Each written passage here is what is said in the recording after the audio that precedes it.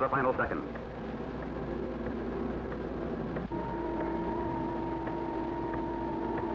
Cover your eyes. Now, on the way.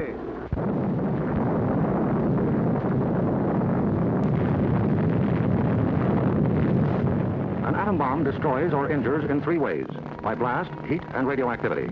The blast of an atom bomb is its most important destructive agent.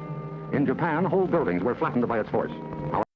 6 अगस्त 1945 एक ऐसी तारीख जहां इंसानियत ने खुद अपनी तबाही लिखी। हिरोशिमा और फिर सिर्फ 3 दिन बाद नागासाकी। 2 शहरों पर गिराई गई एक ऐसी चीज़ जो पहले कभी इस्तेमाल नहीं हुई थी, एटॉमिक बॉम्ब। लेकिन क्या आप जानते हैं कि इस फैसले के पीछे क्या वजह थी?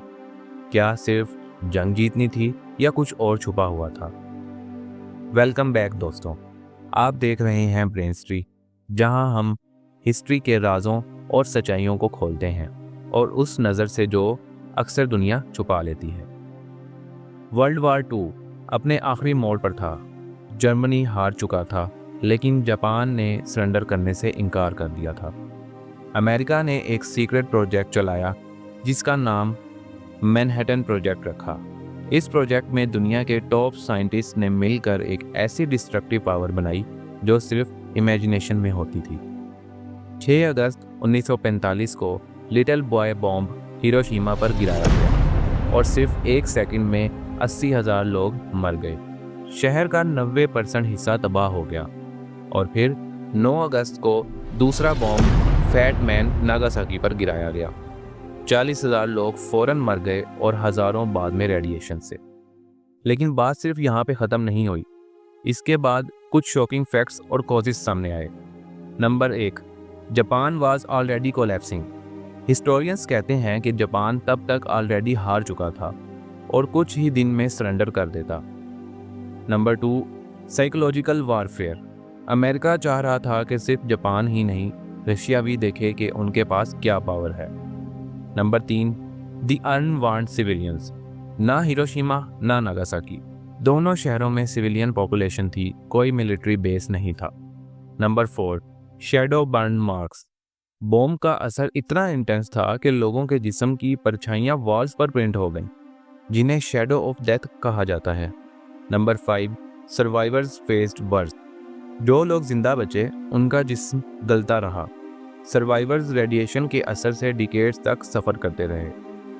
इसके बाद कुछ मिस्ट्रीज और मोरल क्वेश्चन निकल के सामने आते हैं। तो सवाल उठता है, क्या बॉम्ब गिराना ज़रूरी था? क्या अमेरिका ने दिखाने के लिए ये किया, या सच में वार ख़त्म करने का और कोई रास्ता नहीं था? एक थ्योरी कहती है कि ये सब पहले से प्लान था। एटॉमिक टेस्ट जुलाई 16 को हो चुका था और यूएस ने डिसाइड किया कि अब इसे रियल टाइम टेस्ट करना चाहिए। कुछ हिस्टोरियंस कहते हैं कि ये वार का एंड नहीं, फ्यूचर वार के लिए वार्निंग थी। पावर शो था जिसे डिटेरेंस कहते हैं। लेकिन प्राइस क्या था? 2 शहरों की बर्बादी, लाखों जिंदगियां और एक मिसाल जो अब तक रिपीट नहीं हुई लेकिन हवा में घूमती रहती है। हिरोशिमा और नागासाकी सिर्फ शहरों के नाम नहीं, ये इंसान की ग्रीड और साइंस के डार्क यूज़ का सबूत है। आज भी उन शहरों में लोग मौका देखने जाते हैं, लेकिन वो हवा, वो मिट्टी और वो यादें, हर सांस में एक राज छुपा होता है। आपका क्या ख्याल है? क्या एटॉमिक बॉम्ब गिराना जस्टिफाइड था, या ये इंसान के खिलाफ एक सबसे बड़ा जुर्म था? कमेंट्स में अपनी राय ज़रूर दें और मिस्ट्री भरी सच्चाई के लिए ब्रेन हिस्ट्री को सब्सक्राइब करें। Thank you.